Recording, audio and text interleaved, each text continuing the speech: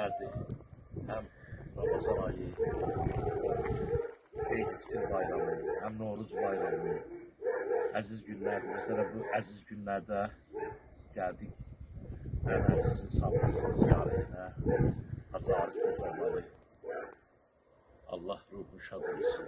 Allah onun simasında əhl-i qəbristanlıları, seyyidləri, qəribləri, bilavazləri, şəhidlərimizi, hamısının ruhunu şad eləsin.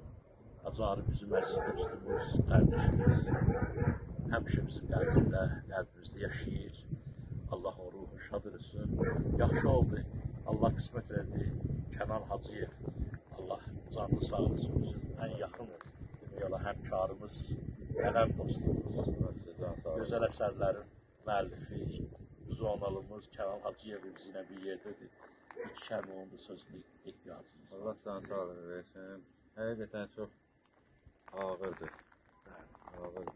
Söz demək, Ariflə bizim gənclik illərimizdən bağlı o qədər xatirələr var ki, indi bayaq ziyarət edəndə hamısı gəldi, keçdi gözümün önündən.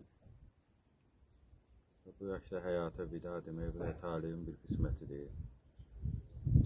Arif ədəbiyyatımızda istedad idi, həqiqətən. Vəfatı bütün Azərbaycanı sarsıtdı, nəinki bu zaman, bütün Azərbaycanı sarsıtdı. Bugün də içimizi göynədik, həmişə də göynədəcək, Arifin yoxluğu həmişə bizim qəlbimizi ağır edəcək. Amma Arifə Allah böyük istedad bəxş eləmişdi.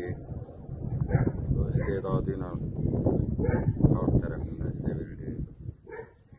Arifin əsərləri nə qədər ki, Azərbaycan ədəbiyyatı var, həmişə oxunacaq, həmişə ədəbiyyat tariximizdə xatırlanacaq.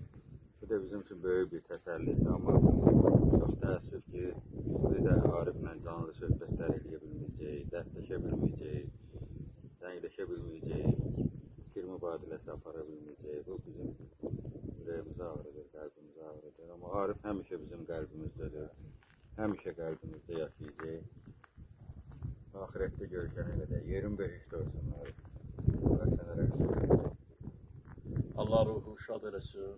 Allah Teala dünyadan gedənlərin hamısı əzizlərimizin bugünkü əziz günlərin xatirinə Allah Teala hamısının ruhlarını şad eləsin. O cümlədən də qardaşımız Hacı Arifin ruhunu şad eləsin inşallah.